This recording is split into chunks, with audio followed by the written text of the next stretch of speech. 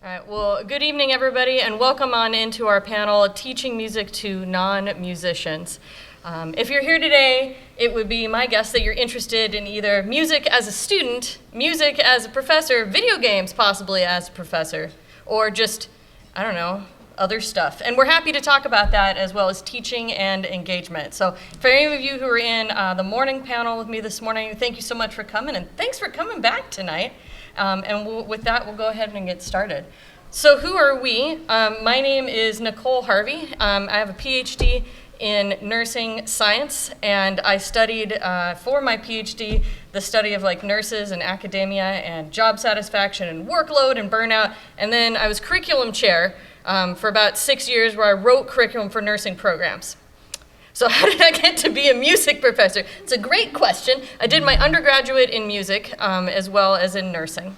And I've always loved video games. I've been a retro video game player back before it was retro, right? When I was a kid growing up. And I play piano, and I do a little bit of video game streaming on Twitch. And I actually did my first album on Castlevania music on the piano. And how it got started from there was one of my colleagues at the university told the music department, and we got connected about teaching a video game music class. So I'm going to talk about that more in a few minutes. But first, I'd like to my two collaborators, colleagues, and friends here to introduce themselves. So Jeremy, you want to go next? Sure. Hi, everybody. My name's Jeremy Tellock. I'm an industry professional. I'm currently working more in the video space, but music production does still fall under my umbrella.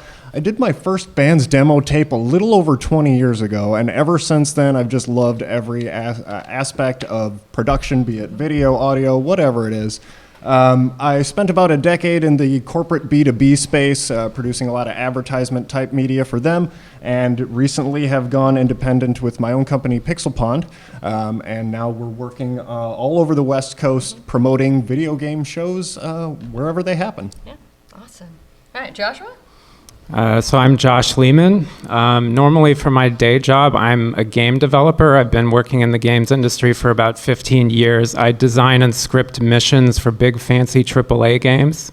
But I'm here to talk about my perspective, having recently been a non-musician, and then within the last 2 years, I became a musician, and specifically a chiptune musician. So I want to talk about why chiptune would make a good starting point for somebody starting out with music. Absolutely. Thank you. So today's discussion topic's really around how do you engage a community, whether it is in the classroom physically, synchronously, asynchronously online, whether you're engaging a community of friends in your basement, your friends on YouTube and Twitch, doesn't really matter. We're here to talk about how do you get started with teaching and exploring music if you've come from a background that's not of a traditional manner. So I'm going to kind of kick things off first and talk about how the three of us got started. So it really all started when our collaboration together is when we sort of sat down together and said, well, how do we bring our different perspectives on music and video games together with all of our different backgrounds. Me being somebody who learned traditional piano lessons when I was a kid, but then started teaching this music class well into my academic career. And Jeremy, who's been doing music production for 20 years, and Joshua is a new chiptune artist in the last couple of years. So we've all had these different entry points, and that brought sort of unique perspectives together.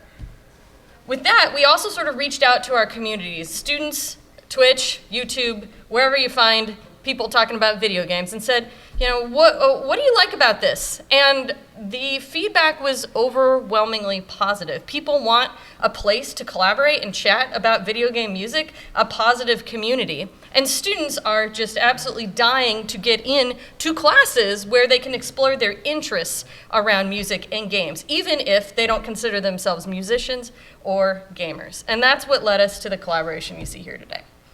So, as a professor of nursing, I never dreamed that I would have the opportunity to teach a video game music class. And it kind of came out of the blue. Mostly the classes I teach are really objective, sort of intense stuff. I teach pathophysiology and pharmacology for 300-level nursing students in the BSN program. I have up to 300 students in a year. It's like, you know, memorize stuff, have hardcore tests, and it's the hardest class in the program. I also teach extremely dull stuff, like nursing research science. Okay, I mean, I think it's fun, but I'm a huge dork and a huge nerd, so so it doesn't bring a lot of uniqueness. But like I said earlier, I was a music student to start things out, and I've loved music my whole life. And so the opportunity came my way through the collaborations across different departments in school, and they were looking to add a new music class that could be available for students who didn't go through that traditional fine arts pathway, that they had other majors and other degrees, whether it be philosophy to civil engineering, and that they could come to a room and learn something that was fun, but had a humanities value to it, that they came out of that class with something of emphasis and interest for them personally, and potentially even for their future career. So it was quite a big challenge, never having a class like that to put together. And my enrollment the first time was 15 students. Usually you enroll up to about 25. We're a small liberal arts college in Portland, Oregon. And they didn't do any advertising for the class, so I said to myself, okay, this is probably pretty good if word of mouth and nobody knows about this and it's a one-time offering. It doesn't fit in your regular program, right? And so I spent a lot of time thinking about, okay, I don't know anything about these students. And the whole first week of school, I was gone. I was here at Super MAGFest last year, and we got snowed in Portland, so class was canceled for the whole week. So I did not know anything about these students. So we flipped it to online, and I developed a student-based survey. And in this survey, I asked everybody to respond. I kind of had to like, okay, come on, here's a point for your class, but they all responded. What was their knowledge basis in music? So it turns out, 2 students only in the whole class read music. None of them were music majors or nursing majors. So I didn't know any of these students. Half of them were ready to graduate in a few months, and I'm like, and they're probably totally checked out, right? And half of them hadn't really ever played an instrument in any manner, even just like fooling around, right? They didn't have any lessons. And then one student wrote, but you know, she didn't really like video games. And I went, well, that's interesting. What are we doing here? But okay, we're gonna roll with this. We're going to roll with this. And I had to think outside of the box. Because I went to traditional music school, I learned, okay, first this is how you read music, and this is how you sit at the piano, and that kind of stuff, right? But now I'm with a class of students who have a totally different perspective. And yet they, very much so, to the point that they move their course schedule around to be in this class. So there's something about this idea that's bringing folks together. And there's something there from that I can kind of move forward with. But we did encounter some challenges. So first, there was all the differing ideas. The second challenge was it was the first video game course for the whole university. And I was not a humanities professor, and boy, some people had big feels about that.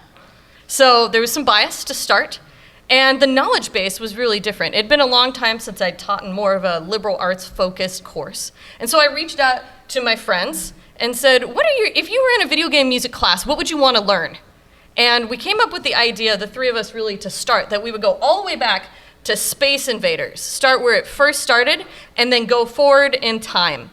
And Josh and I particularly worked together in a discussion of some of the music technology that the students would need to know.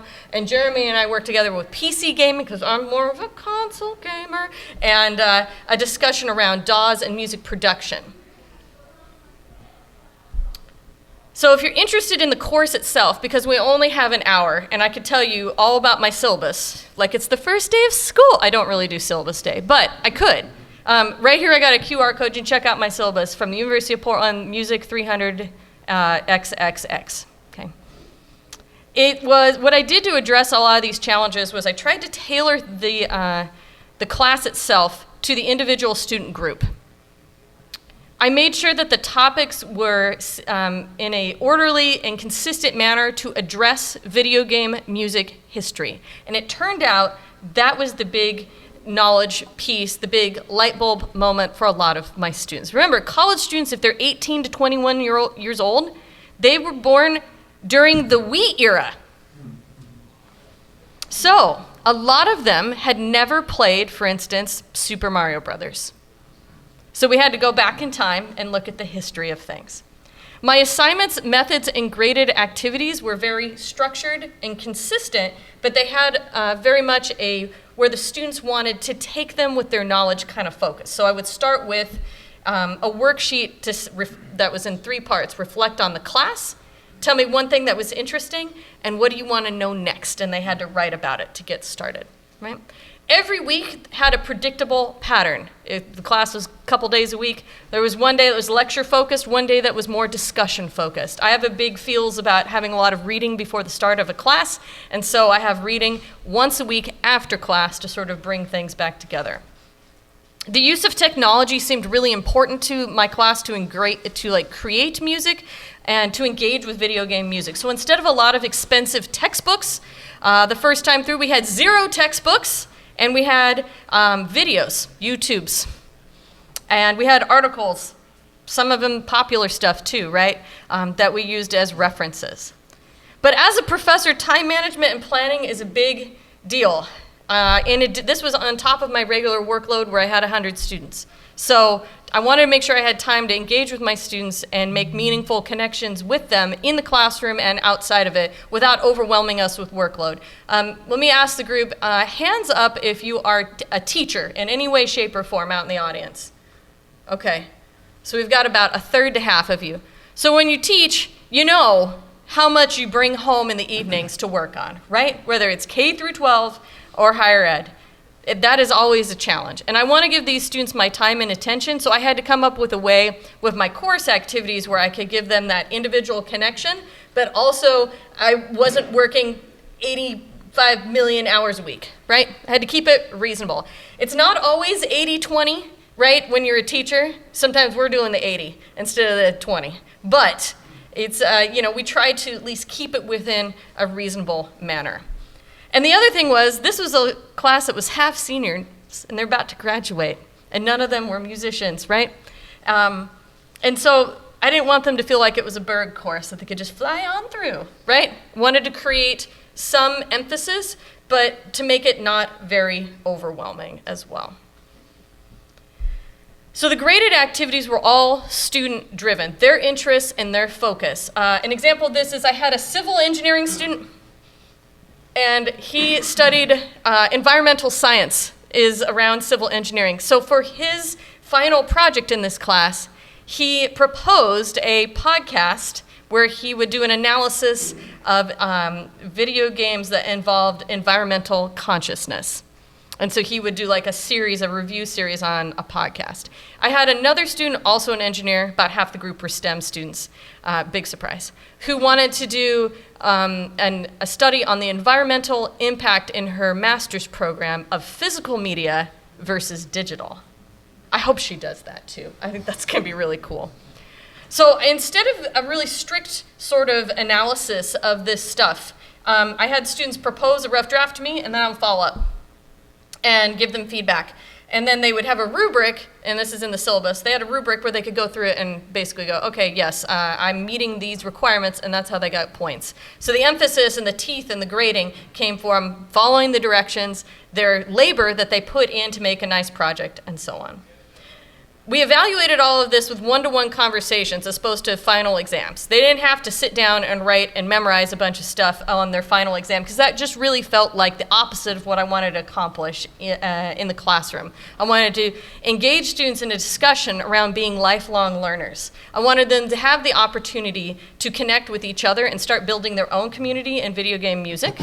And I wanted them to be curious and interested. So as they left the college experience, which is for these students, as they were traditional students, only 4 years, I wanted them to take that interest and that critical thinking and knowledge and all of those topics with them and leave to go off to their life. My biggest success, I feel like, is my one student who right at the start said, I'm not really sure I like video games, but I'm interested in this topic. She discovered she loved JRPGs. Particularly Super Nintendo style ones, or Super Nintendo, Sega Genesis, those 16-bit ones were the sweet spot. So she picked up Sea of Stars and just absolutely was in love with it. And 2 other students in the class are huge Mitsuda fans. So a really good discussion continued with that. And she's an absolute delight, a psychology major. I'm interested to see where the universe takes her. So with lifelong learning really being the jumping off point, I'm going to pass it now to Jeremy, who's going to discuss a different approach. Yeah, so we're going to talk about how I approach teaching, and specifically teaching multimedia. And what I'm really looking for is the whoa moment. I'll explain. So for those of us creative types out there, you remember the first time you learned how to make a pattern in a DAW, or get the photo edit just right in Photoshop, and that amazing feeling of, yes, I finally understand what this thing is that's been a mystery to me for so long. Well, my approach to teaching is to pick out all those little moments of that starter journey, those aha moments, and kind of put them into a structure so that every lesson kind of feeds into the next one and continually provides those aha moments to keep our students and our interns continually learning and leading to that lifelong learning that we were talking about. So for our students, remember, this is the first time they're learning any of this stuff. What seems really basic and kind of simple and stuff we might just run right over is going to be groundbreaking and amazing to them and really get them engaged. So looking for those small moments and finding out how to put those in your lesson plans and, again, tie them all together, creating a chain of those moments is going to keep people engaged and promote that lifelong learning. All right. So wanted to talk a bit about teaching DAW. There are some benefits here. It's a great way to get students making music very quickly. Oftentimes, these folks are working independently, or they have very few collaborators. So putting the power of something like a DAW into their hands can be really eye-opening and pretty incredible. A DAW is a digital audio workstation, and that allows you to use many different types of instruments and percussions and sounds and things like that, all within a personal computer type environment. It's a pretty low bar to entry these days, so a lot of DAWs have great demos that are free, or some DAWs are even completely free with like a premium upgrade type service. And they run on just about any modern computer. It doesn't take a lot of horsepower to run a DAW these days. So it's a great way if people are looking to create music themselves without a bunch of collaborators and things like that. A DAW might be a good option for them. There are some pitfalls to avoid, but in general, by using a DAW, you can look at all kinds of things: chords, progressions, song structure, along with all the technical aspects of mixing and mastering and post-production, all in one place. Now, if that sounds overwhelming, that's because it is. There are some challenges to teaching DAW. The UI can be really overwhelming sometimes in software. Depending on which DAW you're using, it can be very daunting when you first open the software and you see so many options and menus and things before you, and it's like, I don't even know where to get started. And I think that's the biggest challenge for a lot of students and a lot of creators just starting out is, how do I even get going with this massive, potential that's in front of me? So DAWs can be very dense, but the key is to take all those different elements, the ones that are going to get the students actually making music, and start with those. You can always dive into the minutia of different things later in a more advanced tutorial. What we're trying to do now, or in a more advanced course, but what we're trying to do now is just get them up to speed, get them making something, get that aha moment, the whoa moment, so they feel good about continuing the process. All right, so let's take a look at what my Intro to DAW class actually looks like. This is the Intro to DAW with a little less detail that I presented during the video game music course at the university. So when I do a crash course like this, I like to use FL Studio. Reason being is it's a very visual platform. It lends itself well to newcomers, and I see some fans in the back there. That's awesome. So not only is it great for newcomers just getting into music, but you can really dive into the details of this software and make some incredible sounding stuff. I've produced a lot of things in FL Studio that people would assume Pro Tools, or they ask me, what did you use? And I say, FL Studio. And it's like, whoa, really? Yes. Hashtag not sponsored, but ImageLine, if you're here, I'd love to talk. Give us a call, yeah. We will get to a Q&A at the end of the presentation here. Yeah. But another reason why I like to use FL is it has a free demo. And that free demo is essentially fully featured. The only thing you can't do is save and reopen a project, which I know sounds limiting, but again, we're just getting started with DAW here. We just want to learn how things work and get excited about making music.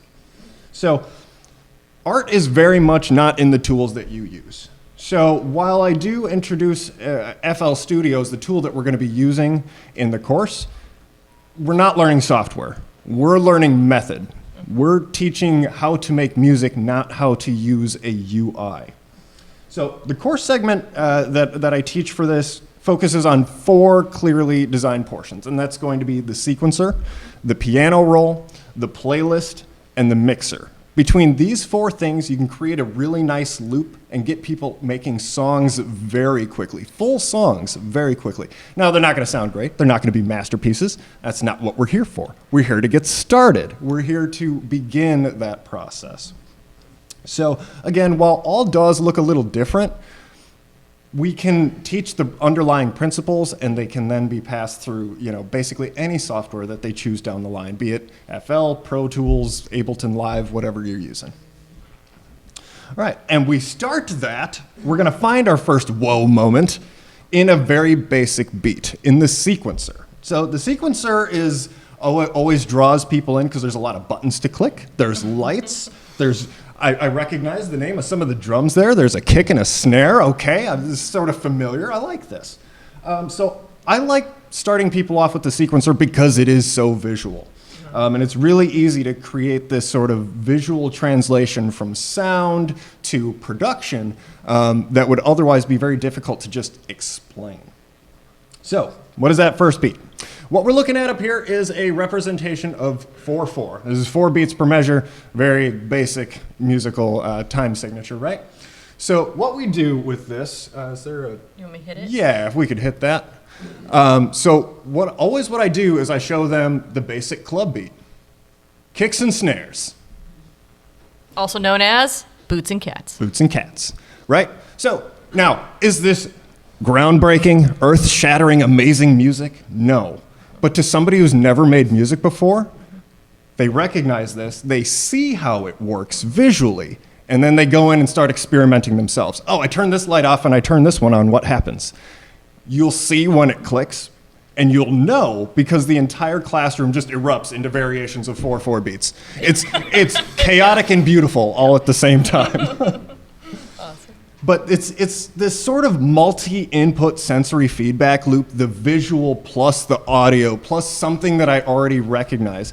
Tying this all together is what creates the deeper understanding and learning and promotes that lifelong learning that I want to know what to do next. Because this is naturally going to lead into a problem, and that's, well, now I've got some drums, cool, but where do we go next? Well, we save the pattern, and we open a new one, and we move along to the piano roll. There we go. There we go. The piano roll is another easy light bulb setup moment, right? Especially for musicians, piano players. We see a piano, we hear a piano, we can see where the notes are being played, we can see how long those notes are being played. With just a little explanation, this becomes very powerful in the hands of somebody who knows music theory. They can take this and just sort of run with it. So when I do this demo, I also pick the piano instrument. Again, it's all about tying in these visual things together because these people have never made music before. So they're not going to know what a C major chord is. We have to make that visual translation. So if they see a piano and they hear a piano, that helps tie everything all together. So what about those folks who may not know a lot of theory? Well, you can get them started with just a basic progression, right? I have one right up here.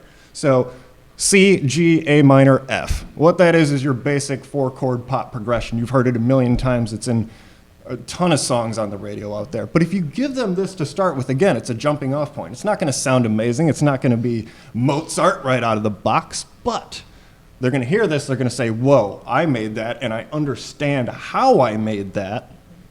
Now I can do other things. Now I can continue my learning, maybe learn a different chord progression. Maybe I want to put an arpeggio in, something like that. With just a very basic starting point. You can get them energized and get them learning. And that's really why we're here. So something else Oh, before we sorry. move on there. My bad. So another really good way to bring in an aha moment with the piano roll is this is where you can kind of replace your instrument, right? So we start with a piano, and they're like, oh, cool, it's a piano. Just go in and replace instrument. In DAW, it's very easy to go in and replace a piano with a synthesizer, right? Very cool. Once they see that, then it's like, oh, not only can I have a piano and drums, I can have any instrument. Any instrument I can get my hands on, now I can make music with, all by myself. I don't have to go and record a bunch of musicians or anything like that. I can do it all myself. That's very powerful. That's such a big whoa moment. So try those things when you're integrating DAW. Again, we're not really, you'll notice I'm not diving into any specifics around levels or velocity or anything like that yet. This is just play notes, play chords, make music. Just get started with something. Okay? So then next we move into the playlist because we've set this up. We created 2 loops. Remember, we created drums, then we created piano. So naturally the question that comes out of this is, how do I get those 2 things to play together at the same time? Bingo, that's our next lesson, the playlist. So you can see as I'm going through my lesson plan here, everything kind of ties together. That natural curiosity of, well, now what, is always going to be covered in the next lesson. So the playlist is, it's not really difficult to, explain. Once we layer in, okay, we say this is where we put our drums, this is where we put our piano, and we hit play. Now they can see, okay, as the playhead's moving along, it's playing this note at the same time that it's playing this note. I can see how this works. There's a lot of utility here, but we're just starting with the basics. We just want them to get that, again, okay, this is how I make a song now. It's not just about putting a drum beat over a piano loop. Now I can start arranging those things, making different patterns, and actually make a song. So that's where the whoa moment comes in for the playlist is, okay, now I can change my patterns, I can arrange them how I want, and this is how I make a song. This is song structure. Cool, I get it. That's really good. But as they start doing that, and as they start layering more instruments and more sounds start coming in, eventually we're gonna start hearing the comments. This doesn't sound good. There's no bass. My synth is louder than everything else. What is going on? This sounds awful. So while we had a great whoa moment here, it's suddenly derailed by the natural, like, I just want to pile this synth and this bass and this guitar and these drums and just keep adding things. Oh, there's an orchestra in here. Cool, I'm going to put that in there. It's eventually just going to start sounding like a mess. It's going to sound like garbage. Well, what do we do about that? It's when it's time to look at the mixer, right? We can start doing some basic post-production, some mixing on this stuff. Level sliders, this is, again, it's a very visual thing, right? So the mixer has level sliders. We've all seen what those look like. If you have a passing interest in music, you know what that looks like. So the visual ties there. That's not really an explosion, like a whoa moment, that's just a basic, okay, I can make this sound a little better that way. You know what is fun though? What's a lot of fun? The effects rack. So the whoa moment comes in when you run over to the effects rack and you say, okay, now on this drum you can put a little echo, or you can put a little reverb or something to give it a little something extra. And then they say, whoa, wait a minute. So I can use any instrument I want. I can arrange it any way that I want. And now I have yet another creative layer that I can put on top of my instruments and sounds, basically unrestricted now, right? This is incredible. So one other thing I like to do, and I like to bring this up at the kind of towards the end of my presentation here, is because that visual translation that I've been talking about, that's so important, it's not always going to be available to you in the software, right? FL does a really great job of being very visual in the way that music is played and you see some kind of reaction for it, but not always. Let's take panning, for example, right? Very important part of music mixing and mastering is panning out our instruments so we give them space in the sound stage. There's not really a great way to visualize that. So what I did, do we just... That one. This one? Okay. So what I do is I say, okay, your instruments are members of a band. and they're all in the same room. Now let's put them all in a line and have them play at random volumes.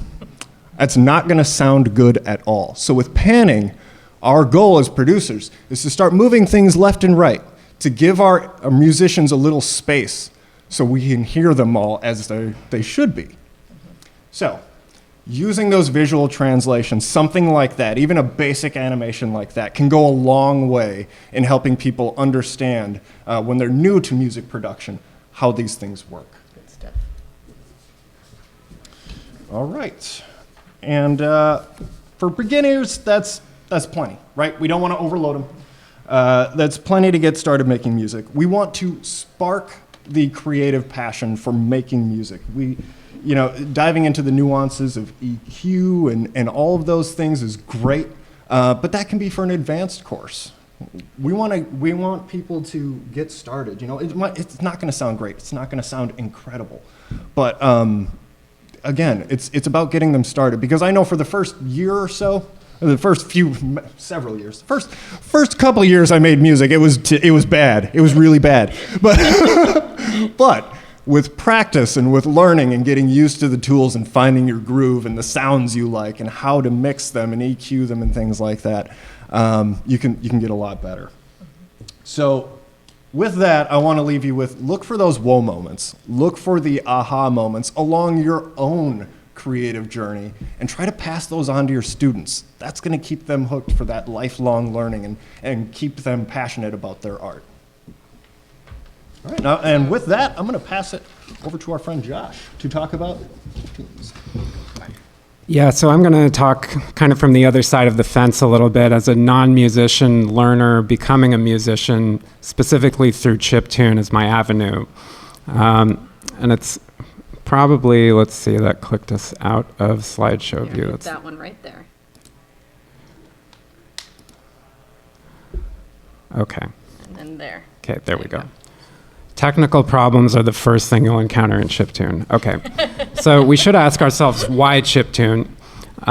Because for a beginner, why would a beginner want to throw themselves into a situation with a bunch of technical constraints? Like, you're going to be automatically working with a very limited number of voices and limited control over the range of sounds that are available and all that. The thing is, for a beginner, that's actually great. You want to start small anyway. And it's better to start out in a smaller box so you don't have a whole bunch of choices and kind of decision paralysis. A limited set of options will feel less overwhelming right at the start anyway. And the other thing with constraints is they can actually make you a better musician. As Nobuo Uematsu put it, people often say that the NES or SNES must have been so hard to create music on with so few sounds available. But I didn't really feel that myself. I think that the more limited people are, the more ingenious they begin to get. So maybe I actually enjoyed thinking about how I could make rock music with 3 sounds, or how I could make classical sounding music. It was like a game to me. And other composers from that era will say the same thing. Koji Kondo says the same thing, basically that the constraints made their work harder, but it also made it more rewarding because they had to think in different ways in order to work around the constraints. The basic point is that constraint is creativity. Constraints force us to confront our problems in different ways. Constraints will teach us to find techniques and solutions that we wouldn't have encountered otherwise. And if you want to see some of that creativity in action, you can look to the chip scene. These are the coolest people in the world. They're making music for every retro format imaginable. You can see some of them over at the chip space just down the hall, of course. And with an emphasis on free sharing of knowledge and files. So what do I mean by that? So very often chip tuners, they want to push the envelope of whatever chip they're using, but they also want to prove that they're doing it for real without any post-production trickery. So a lot of the time they will, in Discords or forums, they will actually share their project files to kind of prove that it's legit, which is great for beginners because then you can open up these virtuoso chiptune files and see the crazy stuff that they're doing in there. It's awesome for a beginner. There certainly are mentoring and collaboration opportunities available. and just generally a constant evolution of creativity and technique. Like the stuff that people are figuring out how to do with ancient technology is really, really inspiring. So as far as chiptune, it's very easy to get started. There's a low barrier to entry. There's tutorials and information available. Software is accessible. Like any device that you can use to make chiptune in some fashion. And all of the software that I use is completely, absolutely 100% free. I use trackers. This is FamiTracker. It makes NES music. A lot of people are probably familiar with this. Here's an example of a very famous piece of music written using this tool.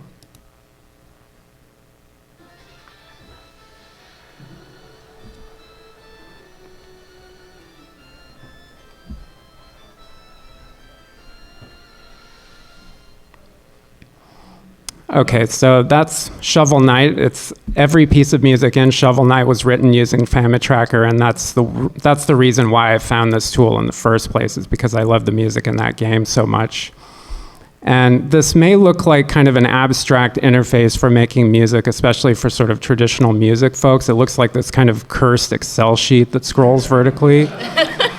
But basically, each column is a single voice, and then each command in that column is just telling that voice to either start or stop doing something. Like that's all that's happening here. And if we want to understand why this interface might be a good starting point for beginners, it's worth talking about the context of where trackers came from. Because making game music in the 80s was straight up wizardry. Nothing was easy. They were writing music in machine code, like literally in assembly code or very low-level programming languages. A lack of standardized tools. Sometimes there was like a custom tool that was written at that company, but usually not. So it was very difficult to share or learn from other people's work, and there was an enormously high learning curve. Like the composer needed to be a programmer, or they needed to be very, very good friends with the programmers. And they made amazing music. I don't want to say that, they made incredible stuff, but it was still programming. Here's an example. This is a very, very simple single voice tune written in BASIC on a Commodore 64. But so different people came up with different tools to try to address this. The first trackers were created in Europe in the 1980s. And this interface really caught fire and kind of clarified the process of writing computer music for a lot of people. The trackers caught fire in the demo scene and the chip scene right away because it's a tool where you're still talking directly to the chip with that same degree of direct programming control, but with an interface that makes more sense. And again, all you're doing is filling out data in columns and rows, and sometimes that data even sounds good. And the interface hasn't really changed too much in modern trackers. This is Furnace, which is a very, very popular tracker in the chip scene right now because it makes music for just about anything. This image is showing a Sega Genesis track, but if you wanted to do a duet between a Wonder Swan and a Super NES, you could totally do that if you wanted. That's awesome. Sounds fun. And for me, as much as people talk about being visual learners, for me, I'm not a visual learner. I'm much more of a kind of language and text-oriented learner. So for me, this interface actually feels much more welcoming than something like sheet music or a DAW. But I should say, if you like working in DAWs, and obviously a lot of people do, if you want to make hardware-compliant chiptune using that type of interface, there are tools for that. This is FamiTracker Studio, which makes NES music just the same as FamiTracker, but in a DAW-style interface. So talking a little bit about learning strategies that worked for me. For me personally, I lean pretty heavily on community for structure and support. Other people helped me a lot. The most obvious way to do that is to find a good teacher. Half the people in this room are teachers, it seems like, so you understand that working with somebody who knows what they're doing will automatically get you started. And I worked with a very good teacher, the chiptune artist Button Masher, and he got me through the initial hurdles of making music right away. He had me laying down drums and a bass line within the first 20 minutes of our first session. But the other thing that was really important about that was because we had structured, scheduled lessons, it meant that I needed to develop a routine, because I would find myself saying, okay, we've got that lesson coming up on Saturday, so I need to work on my music or else we're not going to have anything to talk about. Getting yourself into a routine is one of the most important things you can do when you're starting out something new. Another important thing, if you let people know, so I told specific people that I was starting to try to do this, and you can imagine, you know, like I'm not a musician at all, and I tell somebody I'm going to start making chiptunes, and they're like, okay. But so the thing that happens there, it creates an expectation in their mind, and it means that it's not just me. I'm not just doing it in secret. So I can't just give up and fizzle out. Like if I leave them hanging, then they'll think that I gave up and I fizzled out. So I have to produce something. And the thing is, it might be frightening to let people know that you're starting out something new, but the thing is, like I said, that expectation creates accountability. And really, people want you to succeed. Like if those people like you, they'll support you. And people are hardwired to, like, they love to watch somebody starting out something new and getting gradually better at it. They love that. And people will support you if you're doing that. Finally, this is very important. Be kind to yourself, because you might not make anything incredible right away, but if you stick with it, believe me, you will. You also shouldn't be afraid to learn from other people's music. Transcribing is a great way to learn about melodies and chord progressions and music that you already like. You can study other chiptune files to see the far-out techniques that they're using. And you can also do that from music in real games. What do I mean by that? So you can get like the code files for the music in real retro games, and you can learn all kinds of things from them. This is a visualizer that's called NSF Presenter, so it will take NES music and basically render out a visualization showing the notes cascading down from a little keyboard at the top.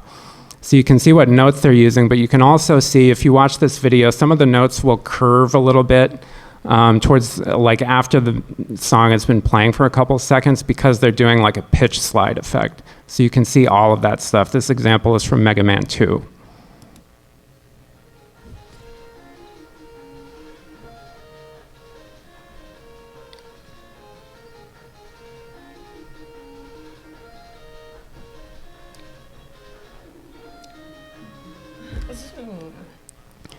So it might have been a little out of sync there, but you could see some of those notes had a little bit of a tail. That's because they were doing that little like "jew" sound, pitch sliding it. So you can learn all that stuff that Capcom and Square Enix did in their games. And I would say the one thing that I wish I had done when I was first starting out, because if you dive into FamiTracker tutorials on YouTube, you're gonna learn a lot, but you're gonna get into sort of a swamp of configuration and setting up instruments and things that are not really making music. What I wish I had done, if you find somebody else's file where you like their sounds and then just drag select all the notes in the song and hit the delete key. So now you have an empty starter file with all the instruments at the top already configured. You're ready to start writing music. You don't ever have to start from scratch ever again. You've given yourself a head start. And if you feel guilty about bothering or borrowing other people's instruments, every chip tuner does this. And the thing is, like, no matter what, like your music will be unique to you. Like I'm still using an instrument kit that my teacher Button Masher gave me, and my music sounds completely, absolutely different from his because it came from me. The point is, you want to remove obstacles. Don't drown in configuration. Save a starter file so you can give yourself a head start, and just dive into making. And with that, I mean, you can get started. You could get started today. All the software that I mentioned, you can find links at this QR code. Hopefully your internet on your phone is working better than mine. Also, there's some other learning resources and links to my teacher. He has like a sign-up sheet for lessons if you wanted to work with him. So basically your homework is to get started and make cool chip tunes and then send it to me because I'd like to hear them. Awesome. Well, you've just heard a whole bunch of stuff from us. So just a couple of takeaways, and then we've got some time for questions. So we'd love to hear from you. What are you interested in? What do you want to hear more about? We want to get our students, no matter where they are, or if we're the students ourselves, just get started making stuff, right? Whether you're going to be using traditional music notation, DAWs, or chiptunes, start making stuff. And then if you're teaching particularly a group, or you're in a classroom, or you're in a community engaging, you want to encourage people in their passions and interests. Keep it flexible, but give them structure, give them tools, because that's going to help folks think beyond their formal training if they had it, or beyond their preconceived notions of video game music, and into really creation and exploration. And that helps remove barriers to success. Really, our 3 principles are that they come all together to say that music's for everyone, right? And we want to get people making music and enjoying and then discussing video game music throughout the ages. So with that, thanks for coming. And who's got questions for us? Right here. So I actually got 2 that kind of different questions, but it's more Awesome. also working like limitation breeds creativity. Mm-hmm. So with FL Studio, it's gotten really popular with a certain rhythm game, in case you may have heard of Friday Night Funkin'. Mm-hmm. And I like to think that's actually a pretty good example of limitation breeds creativity, because they make songs that, with rap battles, just no singing.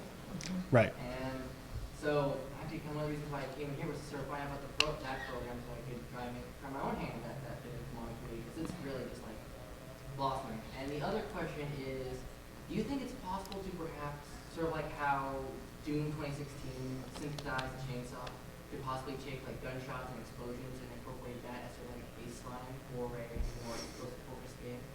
Ooh. Absolutely. Oh, I love this question. That's great.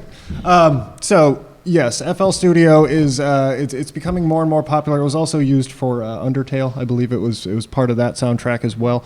And again, I think a lot of people gravitate to it because it is very visual.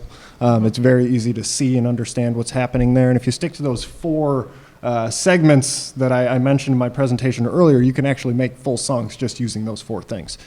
So really great stuff. Now, the really interesting question about using sounds as sound effects as instrumentation in music, it's not necessarily a new concept. This has been done before, but what I would recommend is when you're doing this, think about what that sound is like. So, for example, Doom 2016, they use the chainsaw to, it's a longer sound, lends itself more to a string sound or a synth sound, so that's kind of where they applied it.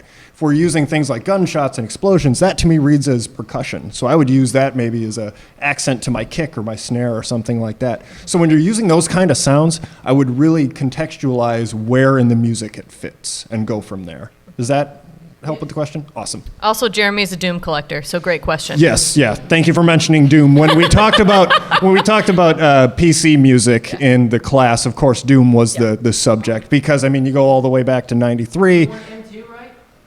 Yeah. Yeah, exactly. So, I mean, Doom is a great example of going all the way from, basic MIDI stuff to what they do now with Mick Gordon and well, now I won't get into that whole thing. But another panel. With the other id Tech composers, I'll phrase it that way.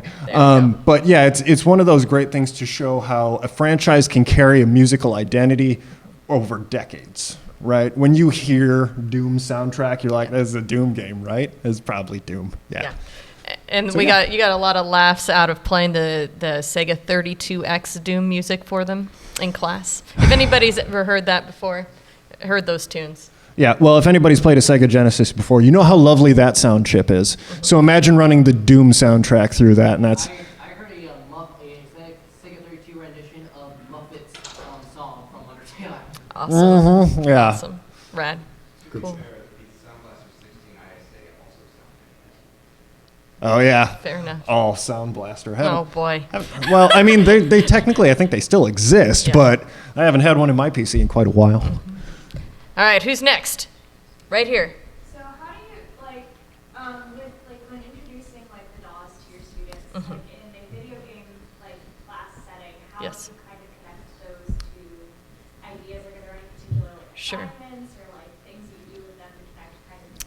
Absolutely. So I'll start first, and then I'll have Jeremy talk about it because it's the class he guest lectured for. So my video game class was 50% history and 50% project. And because of where the students were at when we started the class, we ended up making it about 60-40 because we needed a little longer on the history to make sure we covered enough topics for them to feel comfortable. So when we started with the DAW is we did it in like a parallel teaching format. We had everybody download the software, get all set up, bring their digital device, iPad, tablet, whatever. If somebody needed to borrow one from the university, we set that up. And then with that all installed, the first thing that we did was a 100% step-by-step walkthrough. So step 1, do this. And everybody made a piece together. Right. And then from there, well, you led them through each step of the DAW. For the couple students who were interested in notation, I wrote that up on the board so they could follow along what the actual notation would look like. From there, a homework assignment was to make something using that tool and email it to us so we could save it and they could work on it in the next class. So the first is a demo, and then the second was create your own adventure, right? Anything to add? No, they very well explained. Yes, it's always good to go over the content first. Let them absorb things that those whoa moments that I talked about. Let those kind of sink in. Let them experiment with those a little bit before you move on to the next thing. But then loop it again. Right. Say, okay, that was great, but we're gonna run it from the top. Yeah. And this time we're gonna do something original. Now, how do we tie it to video games? That's a very interesting question because, as we know, video games now you can have any music, and so many different types of games bend to different genres and things like that. So what I like to do is have them identify a game or a soundtrack that they really like, and then say, okay, we're gonna attempt to create something that sounds like this. And then show them the path, be it through instruments or the time signatures. Some games use Goofy. And try and transcribe Cuphead, right? You'll run into all kinds of goofy stuff. Right. But yeah, start them with something that they recognize, something that they're interested in, and then try to have them build something similar to that. Cool. Yeah. Well, and it's a little bit different learning trackers because my teacher basically, he went column by column. Like we were starting in FamiTracker, like, okay, the noise channel, that's the channel that goes like, or it's usually used in like percussion. So if you start to put notes at regular intervals in that channel, you start to get that same kind of Boots and Cats rhythm that Jeremy showed off. Okay, so we have a drum rhythm. Now the next channel next to that is the triangle channel, which you have no control over the volume, and it's usually used for the bass line in most games. So let's set up a simple bass line that just sticks to a C major chord or whatever. And then from there, you get into the pulse channels that have a lot more flexibility and a lot more control. And by this time, having kind of gained a little bit of muscle memory for the software at this point, then I'm a little bit more ready for that. And then from there, my homework was basically to do like 100% complete transcription of one of my teacher's songs so that I would get in and really gain muscle memory for the software and familiarity with just trying and exploring things, which is really the most important part of it, just seeing what'll happen when you make one change. It makes a lot of sense. And we don't have it where I teach, we don't have like a video game technology class. This is the only class that they had the word video game in it, and it was a hard-fought battle to get it started. Now, they're like, oh, what do you know? Now there is one that's starting up in the engineering department, taught by one of the computer science professors. But at the time, there wasn't anything that was doing any sort of music technology. We have a music technology class, and it stops at MIDI, which is cool, but they don't even open a DAW. And I actually found out from the students that the first semester we taught the VGM class was the first time that teacher had looked into using DAW. So it was. I'm glad that we brought some new ideas forward. But yes, so you might find everybody in every institution is a different place. My colleague Daniel Greenberg this morning, who teaches at George Mason, has an entire video game design program. But we don't have anything like that where I teach. So every place is going to be different. Thanks for your question. Anybody else? Yeah, right here. And then over there next. So in that vein, occasionally we as teachers have to justify Yes. the existence of what we are teaching, and that's a little bit more difficult with the art school. So how do Yes. you guys go about justifying what you're teaching? Absolutely. So the question was, how do we go about justifying this? So, quick story. I'm gonna leave that one to You're you. gonna let me do that. All right. So, quick story from the core curriculum. So, my class is now being added for the first time ever into the university core, which is that was like the big moment for me as an academic, is I wanted to be able to get this class in the regular course catalog instead of just a one-time offering and have it accepted for students so when they are fulfilling their major degree requirements, that they could count this class. Because I think it's important. Your classes should count towards your graduation. That just seems natural, right? So the discussion was a little bit of a challenge because, one, I'm a nursing professor, and the folks over in the humanities, I felt like I kind of got the treatment a little bit for that. What are you doing over here teaching our class? And then the other side of thing is the music department was interested. So the chair wanted they wanted this class. They wanted something unique and fresh that students could put on their resumes. So how did I approach it? One, it's something unique and fresh that students can put on their resumes because they're going to create a project from this class that they can use to get jobs if they wanted to, right? That is something available to them. For the humanities side of things, to sort of engage with them, they wanted it to be interdisciplinary, and I was like, gang, I am a nursing professor teaching a music class. How much more interdisciplinary do you want? But what they wanted was global connections. So my class this next time it's going to be taught is going to include Gameplay Harmonies, the book, written by Brian Clark, who's actually here at MAGFest, so check out his panel. It published by Limited Run, so non-traditional textbook, right?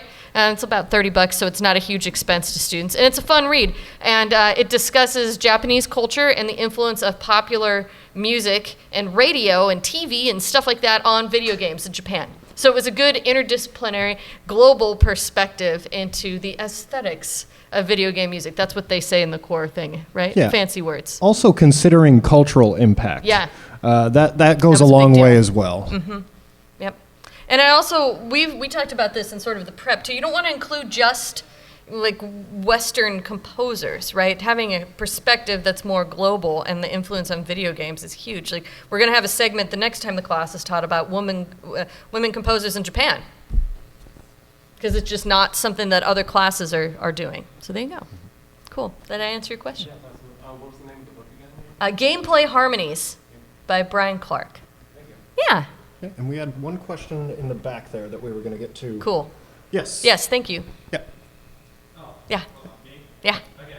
Yeah, I just kind of had a little bit, something else that I kind of wanted to add on Sure. about limitations, creating creativity. Or do you want me to come closer? No, I can hear you fine. Limitations and Yeah, we got creativity. you. Go for it, yeah. Limitations, creating creativity, and limitations, making you a better musician. Yeah.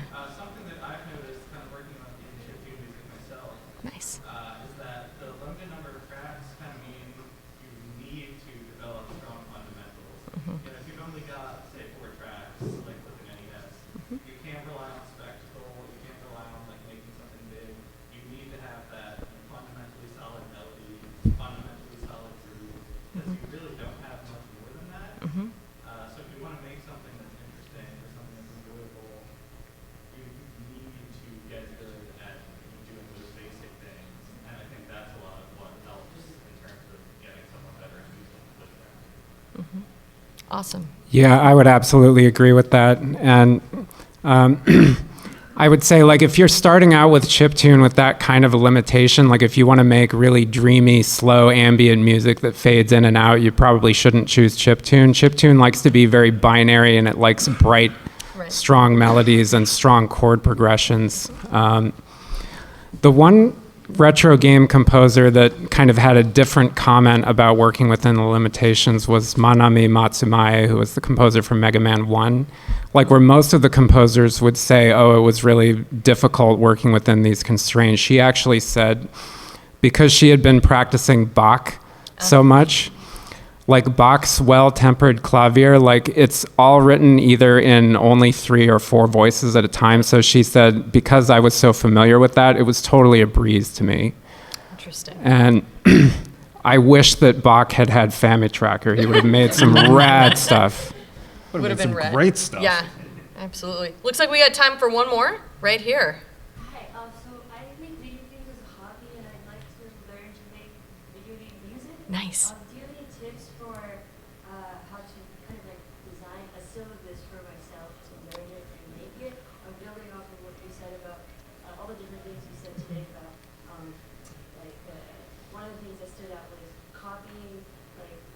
distilling or dissecting a song that you like, or score that you like, or like do I start there, or like when do I introduce theory? Gotcha. Just a couple questions. So, making video game music from scratch. Do you read music? Yes. You read music. So, from my perspective, as someone who reads music, and that's how I entered music and writing music from video games, transcription. Great resources. MuseScore. If you're looking for examples of retro game music, Nin Sheet Music. I think it's .com, might be .org. They have a really great repository, and then practice transcribing using a couple of resources. So if you can read music, you can get MuseScore, which is free, and you can plop the notes right in on your computer. And that'll give you just like a framework to start with. But the other approach is you can get WAV files and MIDI files and put them in a DAW. Or you can look for the chiptunes, right, and put them in FamiTracker. So all three approaches are valid. And I'll be quiet and let these two talk. No problem. I was just going to say, I would consider what genre I want to create, because that's Yeah, going to absolutely. that's going to point you in the direction of either like a FamiTracker or a DAW. Yep. Because as Joshua noted earlier, FamiTracker and things like that, BitTunes are. You know what I'm trying to say here. Chiptunes. Chiptunes. There we go. That's the word. I don't compose chiptunes, but chiptunes they're very bright. There's a very specific use case for them, and they can convey a lot of different emotions. So don't let that scare you away. But yeah, it all depends on the instrumentation that you're looking to capture. I think that's going to be a good place to start. Is really what kind of genre am I aiming for? That'll be a good place. Go from there. Yeah, I mean, I would just say, and this kind of goes for other areas, not just music, it's good to start small. Because if you can make something that's small and focused and powerful, then that's the first step towards learning to make something that's bigger. Like it's a mistake to start out trying to write a symphony. I think that's a good call, too. Yep. Yeah. The small, like simple, powerful ones, I feel like those are the hardest scores to get to. It is, I'd agree with that completely. And if you can do that, then you're halfway there. Yeah. My colleagues from this morning who teach video game design, one of the things that they mentioned was make something bad first. Let it be bad. Let it suck, Just make it, though. And then the next thing you make will be that much better. You're not going to make the pie in the sky, golden ticket, the number one thing that you've always had in your brain that you want to make perfect the first time out. It's going to take you a minute to get there, right? So start with, I'm going to try to use this tool and make a thing, make a short and stuff it on YouTube and show your friends. So then you stay accountable, right? And then make the next one. And eventually you're going, all right, I'm ready. Yeah. And stay in touch and send us your music. We have cards. Yeah. Awesome. I think that is time for us. That's time. So feel free to come up and ask us more questions after. We're happy to take it out in the hall. And thanks again for coming to the panel today, everybody. Yeah. Thanks, everybody. Thank you.